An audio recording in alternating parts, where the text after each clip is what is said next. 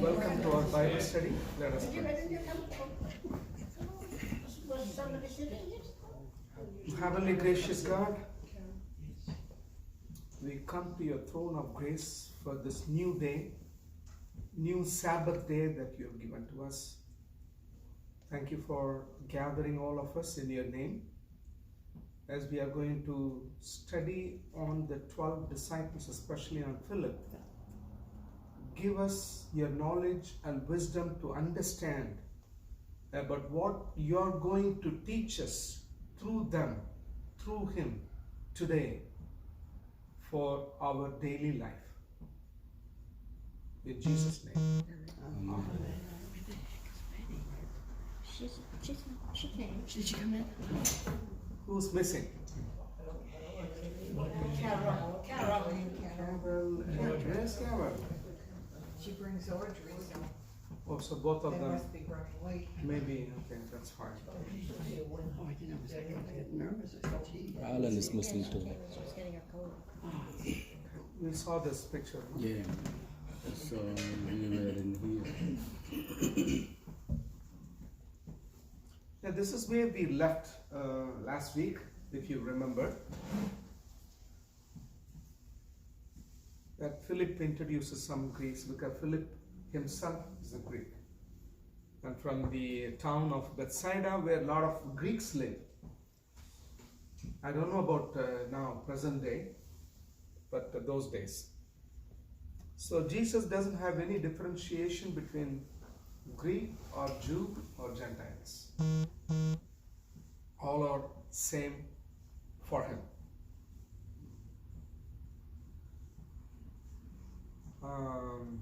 Next, please.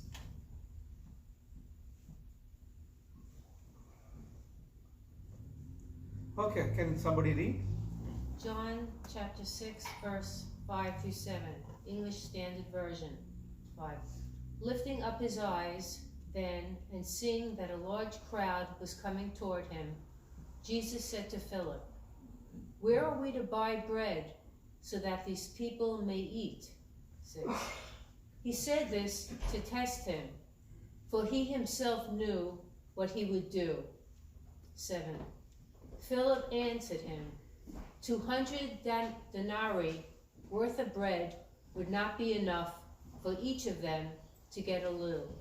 Okay. So, we know that there were 12 disciples surrounded Christ. Apart from that, there are many others also, women as well, as followers of Christ. But Jesus decides to specifically call Philip. Can you imagine why? He calls Philip only. From that, what we understand is God has a purpose for all of us, and he calls specifically. I have already mentioned, according to Martin Luther, not the king, the original. Martin Luther, there are two calls. The first call is to be a believer, even to come to church, to be a believer of Christ. That's your call. Without a call, you cannot be a Christian, okay? That's why Bible says God chooses you. You don't choose God. God chooses you to be his believer. And then, it goes hand in hand. Then you accept him with your whole heart as your personal savior. And then it goes on like that. That's the first call. There are a lot of people you could see coming and going as believers. Christ, they really love Christ. So if they miss the church, then they miss something. Have you tried that sometimes, when we miss the church, you lose the whole week. Yeah. You get energy from the church. People used to ask me, how is it possible for you to do 3 services or 4 services in a day? some time back, when I was working for a Tamil congregation in the middle village, morning myself and my family will go 1 hour before because we have to do everything there. There are no ushers. It's not like that. It's not that kind of a setup. So we have to go clean the candles and put the oil. It's not a regular candle. In the candle that you can put the oil, change the oil and clean the candle, clean the altar, clean the church. You know, the papers everywhere. Remove all of them. Clean the church and then prepare the communion. I was not a pastor at that time. I was just a believer. Okay? Prepare the communion and everything, make everything set up, and then the congregation will come attend. This was going on for more than 10 years. Wow. And then when I had to go to the seminary, after this service, 8 o'clock I go, then 9 o'clock the service begins, and it goes up to 11. And 11 I take the car and run to Bronx. Oh, jeez. In Bronx, there is an Afro-American congregation where I serve as a student pastor. Okay, that is 11 to 1 o'clock. And then come home, eat my lunch quickly, and then go and have youth worship. For youth worship at the Tamil congregation in the evening, I have to go pick up each youth from their respective houses. Because they came in the morning, they all left home. They are left for home. Okay, so I have to go pick up each and every person, about 20 different people from 20 different. Otherwise, they won't come. The parents won't drop them because they came to the church already in the morning. You know, they are all after lunch, you know, relaxing or sleeping. You know, so I have to go around, pick up each and every person, and come back and do the worship service, youth service, and then after the service, I have to go drop all of them and then come back home by about 8, 9 o'clock. Okay, so that was my regular schedule on Sunday. That went on for a long time. After I complete my seminary, also it continued for a while. Then I became a pastor there. I'm a student pastor. And then associate pastor ordained. Then I have to run here and there, here. Even now I do the same thing. But people will ask me, where do you get the energy? No, you know, then I tell them, the church service doesn't drain my energy. In fact, increases my energy. Not only for Sunday worship, but for the entire week. Monday through Friday and then Saturday again. Get up in the morning. I don't sleep at all. Every day morning I wake up. Rarely I will have a holiday. I don't have holiday even President's Day. Because my president is an Indian. When there is an American holiday, my president will say, oh, we are an Indian company. We cannot have an American holiday. Oh. And where there is an Indian holiday, Indian holiday is coming up. No, we are an American company. We don't have Indian holiday. That's after the President Day. In fact, my president is coming from India tomorrow. He's landing. So there is no holiday for me tomorrow also. Oh, So it's like that, you know. So that's the energy. Get up in the morning. Never thought, I want to sleep a little bit more. Never. So God chooses people and we go to church. As a believer, that's the first call. And the second call is a specific call. You do the reading for me. You do the usher. You be the vice president of the church. You be the caretaker. You take care of the church when pastor is absent. These are all the calls from God. Calls, it's a call, a specific call. You know, the general call and the specific call. General call is good, then we have to grow. Slightly, you know, growing up for a specific call. so that we can serve more. The serving attitude, serving more. Everybody, it's not a title, it is just a responsibility. President, vice president, treasurer, worship committee. Everything is a responsibility, it's not a title. It's a responsibility. Okay. The king is a responsibility. King can enjoy everything, but when the enemy comes, he'll be the first one to be killed. That's right. That's a responsibility. A pastor, it's a responsibility. It's not like a title, a crowned title. No. Servant of the servant. You are a servant of God, and I am a servant to you. Servant to the servant. When Jesus came, he said, I have not come here to be served. I came to serve. That's the reason on Maundy Thursday, he started wiping, cleaning the legs, the feet of people. He came to serve, not to be served. If anybody thinks that, I have, some people have to serve me, that's completely a wrong attitude. You have to serve, especially in the church, in any responsibility. We are here to serve. That's the second specific responsibility. Here, when Jesus calls Philip, that means he's going to give him the responsibility. He's being called. So, that's saying, so everybody, Jesus prepares them for ministry, for future. Prepares them. Readies them. Each and every disciple, he prepares them for future.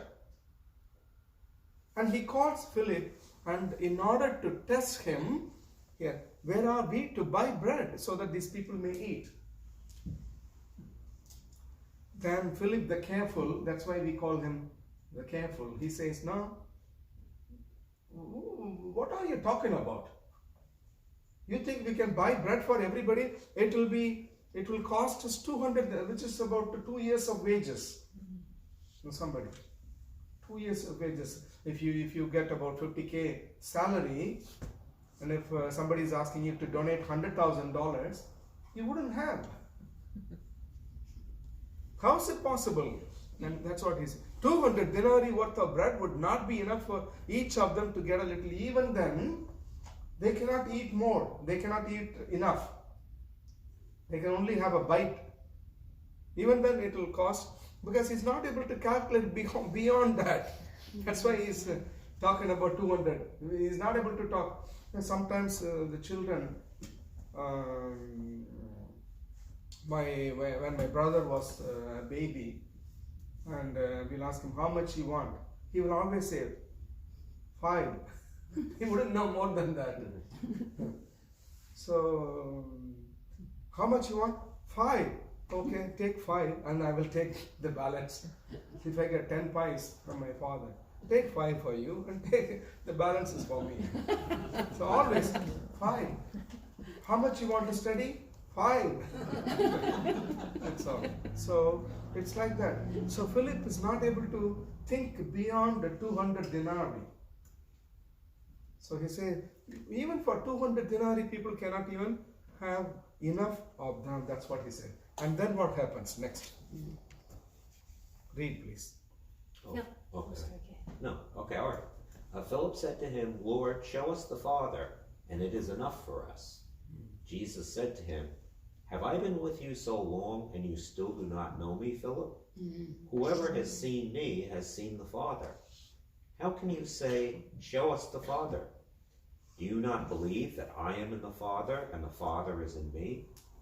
The words that I say to you, I do not speak on my own authority, but the Father who dwells in me does his works. Believe me that I am in the Father, and the Father is in me. or else believe on account of the works themselves. Okay, just go back on the phone. So let's finish the story, and then Philip goes and searches and comes back with the boy and with whatever little that he had, and Jesus performed the miracle. About 5,000 people ate, only men. And I'm sure women will be more. In whichever ministry meeting or in the church, in the traditional churches, if we count, the women will be more than men. In any meetings, any public meetings in the church, if we count, the women will be more than men. Even here, if we count, Right. the women will be That's more right, yeah. than men. So I'm sure there were 5,000 men, and I'm sure the women would have been more than the men, and the children also would have been there. So I don't know how many people ate, and even after that, 12 baskets of remaining they took. Okay, so that's the story, and Philip was instrumental in performing that ministry. So God prepared him, and Philip was able to see a miracle by his own eyes over there. Okay. Okay. The next one. If the Jehovah Witness people, if anybody approaches you and talk about Christ, this is the good portion, Bible portion that we could show to them, that Jesus clearly says, Philip is the one, Lord, show us the Father, and it is enough for us. And this guy is always talking about Father, and who is the Father? I want to see him. This is the attitude of Philip. So Philip asked him, so show us the Father. You keep talking about Father. He never would have imagined the Father is somewhere in the heaven. Father maybe some other city. I don't know what he thought. But he said, show us the Father. You keep talking about him. Show us the Father. And at that time, have I been with you so long and you still do not know me? Jesus is asking, Philip, whoever has seen me has seen the Father. That's it. Father is not somebody, Jesus is Christ, not another body. It's all the same. This is the Trinity. It's all the same. It's not personification. It is just incarnation, different dimension, different manifestation. Father, all same, all one. Remember, I showed you a picture that all the three people were there, all the three were looking the same. All three were looking the same because they are all powerful, same, equal, all eternal. That is, in other words, they are co-equal, co-eternal, and co-existing. Nobody precedes another person. Same thing, it's the same function. Okay, so that's why he said, show us the Father. Do you not believe that I am in the Father and the Father is in me? Somebody is calling. Somebody should answer that, yeah. I have a feeling that's Cash. The new sheep.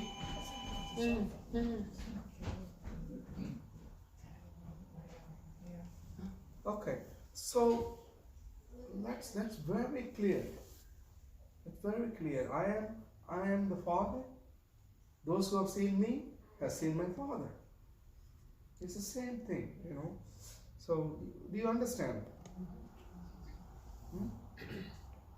Yeah, you said something. Yes. Okay. The words that I say to you, I do not speak on my own authority.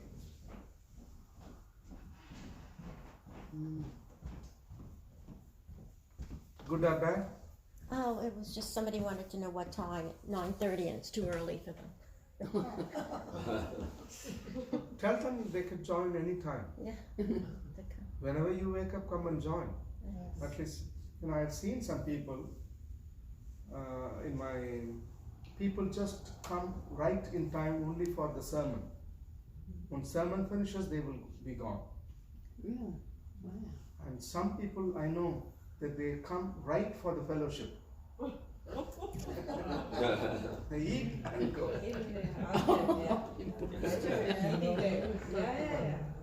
Some people just come straight to, just for the benediction. They will just enter, Really? take the benediction, eat the meal, and will be gone. And some people will be coming late and will say, "Can I have a communion?" Yes, special communion for them, and they will be gone. Okay, so all sorts of people are there. So, but it is good. Somebody's. Did you get the number? I don't have it, no. Always make sure, please get the number so that I could talk to them and ask them to come maybe later. Was it a If man? 9:30 is Was it a woman? too late for them, 8:45 will be midnight for them. Okay, all right. Okay, so I don't do anything on my own authority. Jesus says very clearly, "I am the Father, and Father is in me. Those who have seen me have seen the Father." That's it. But the Father who dwells in me does his works. Clear explanation. Believe me that I am in the Father and the Father is in me. It's all the same. Or else between on account of the works themselves. Next slide, please. Ministry of Philip, Source Acts of Philip, non-canonical book, student of Eusebius. Following the resurrection of Jesus, Philip was sent with his sister Mariamne and Bartholomew to preach in Greece, Phrygia, and Syria. This is source of this news is from somebody who's the student of Eusebius. The book is called Acts of Philip, like Acts of Apostles, Acts of Philip, which is a non-canonical book. What do you mean by non-canonical book? It's not in the Bible. Okay. It's not in the Bible. Canonization is a process where a group of people gather together and decide which book can be included or not. If they have the consensus, then they add a book which is called canonization. Okay? There are a lot of books they found. There are a lot of books, but they cannot include everything in the Bible. Now everything is in my smartphone. Though I am not a smart guy, I have a smartphone. Okay, so all the Bible is inside. So imagine if they add all the book. Those days everybody has to carry the Bible. So everybody will have the Bible, and people will ask, "You are going to church without a Bible? What's wrong with you?" So those days gone, because everything is available now. So imagine if they have to carry so big a book. It would be difficult. And before the printing, in Jewish tradition, they have only the scrolls, which will be kept in the synagogue. So there are some people, their duty is to copy by their hand.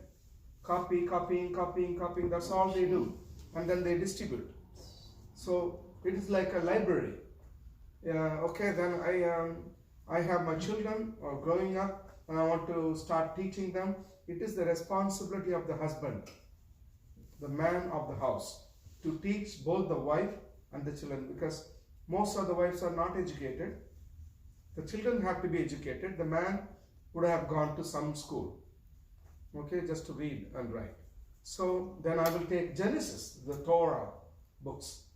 The Genesis I will take, the scroll, and then teach them. And then when I am done, I will go return Genesis scroll and then take the Exodus scroll and teach them. That's how it was. If you go to Jerusalem, I went to that place, I forgot the place. There was a whole underground, like caves, people were staying, and then their only job was to copy. And so revered, they have to wake up in the early morning, go take shower, and come back and start writing. That's all they did to distribute. Just imagine, now we have printing machines, and now everything is in web. You don't have to even print. Everything is in the web. And Gideon's International, they print Bible and they translate Bible in all the languages. It is available. It's an amazing thing. And till date, Bible is the best-selling book. Best-selling author is the Holy Spirit. Okay. So that is non-canonical book, Acts of Philip. When you read that, these are all books available. If you want to read, you can always buy it in Amazon.com, and for your own interest, you can read them. Acts of Philip, and that says, following the resurrection of Jesus, Philip was sent, because remember, they all had the lots, picked up lot, and whichever country comes, then they have to go. I was told Thomas, India came, but he refused to go to India because it's far away. But finally he went. So he went with his sister. Must be a very loving guy like Herb.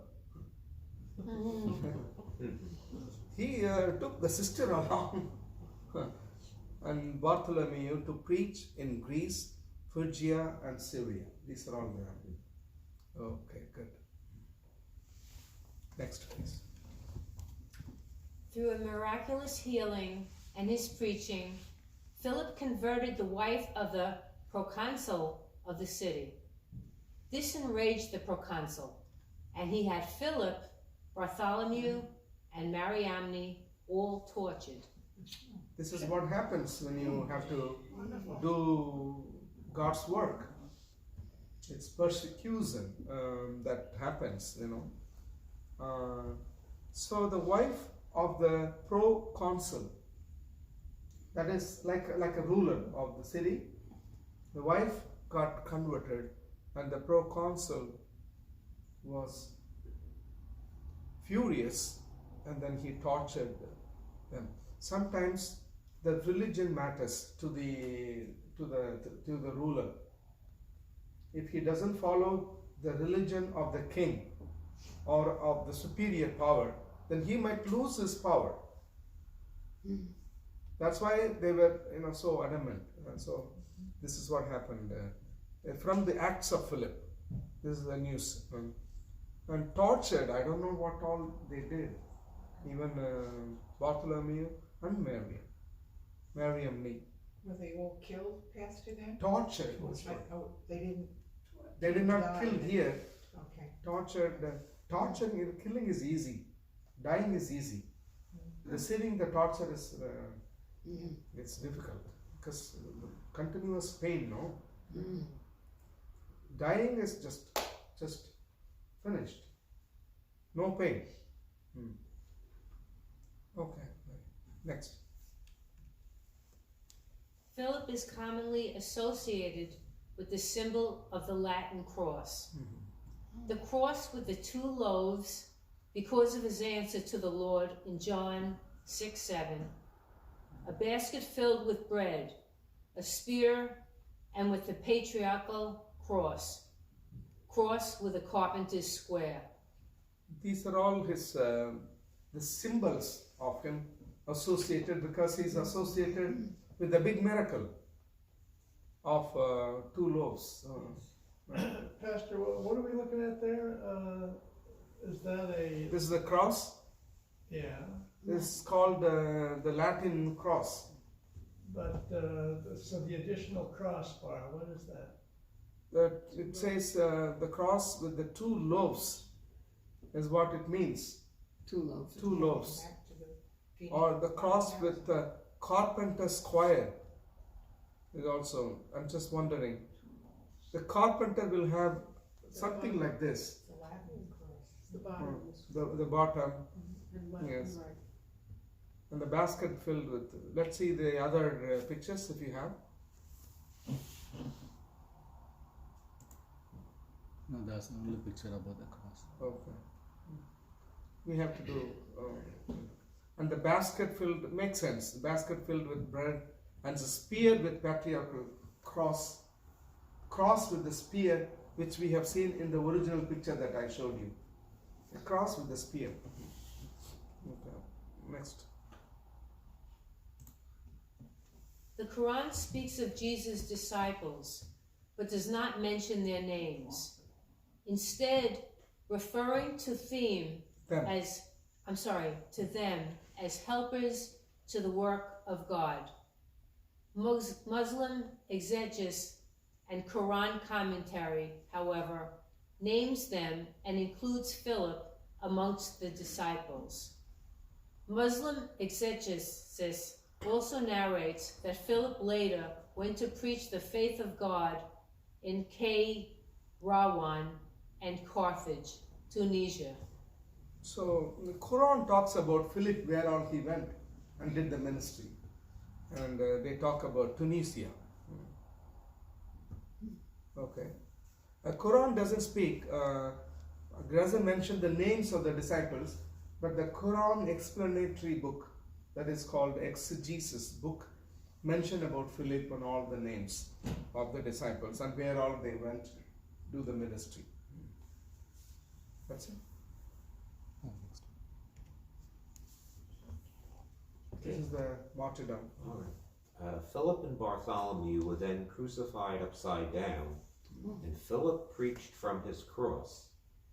As a result of Philip's preaching, the crowd released Bartholomew from his cross, but Philip insisted that they not release him, and Philip died on the cross. Another legend is that he was martyred by beheading in the city of Hierapolis. Hierapolis. And there are two ways, two things, two different hearsay explains about his martyrdom. Okay. Next.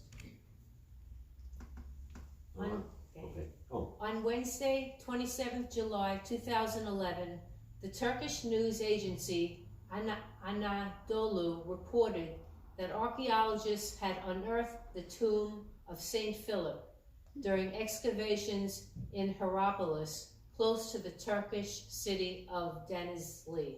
Go back. Now read the second one. Oh, and that another legend is that he was martyred by beheading in the city of Hierapolis. So that's what it is.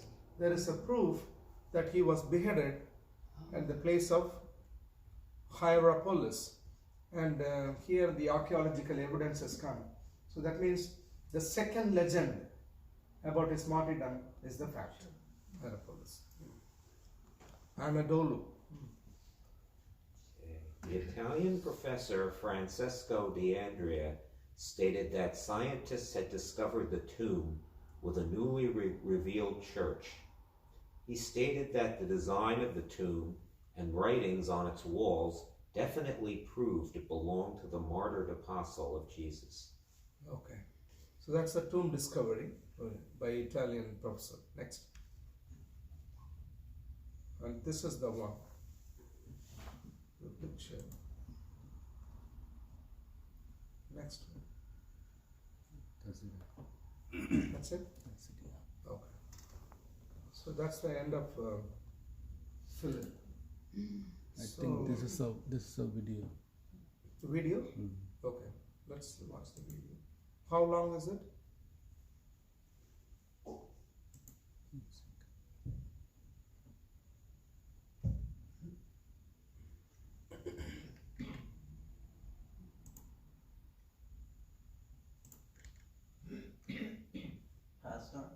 Yeah?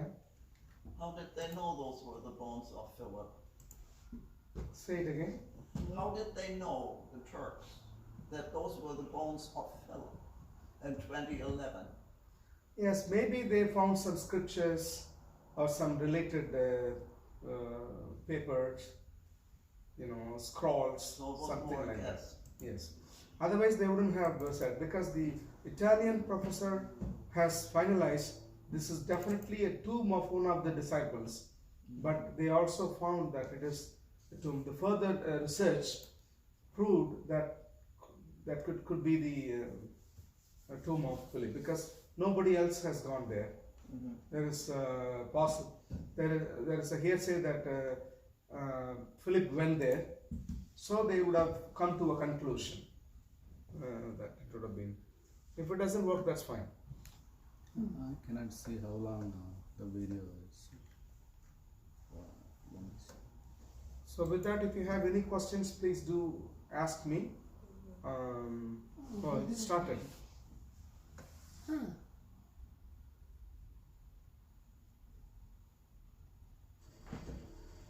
Volume.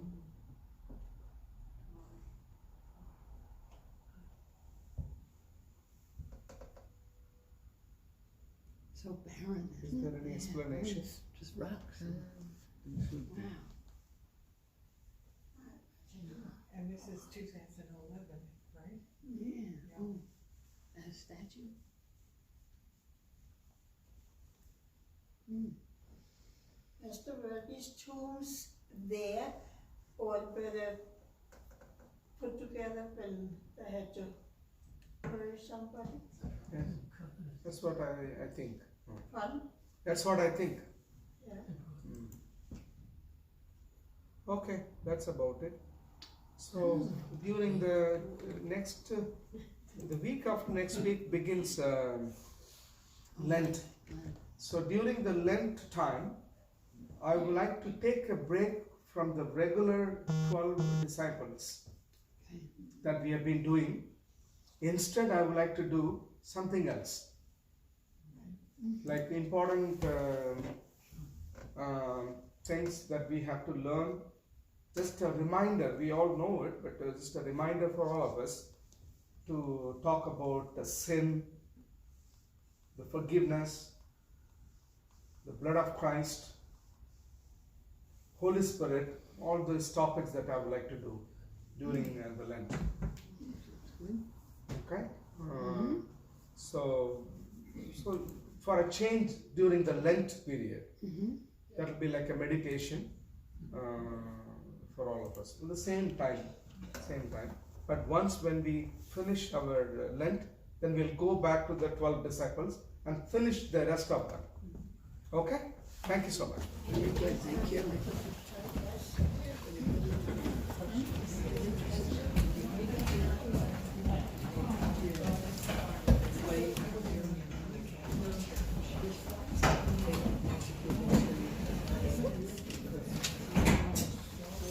You just Next time, no, Thanks, Raj.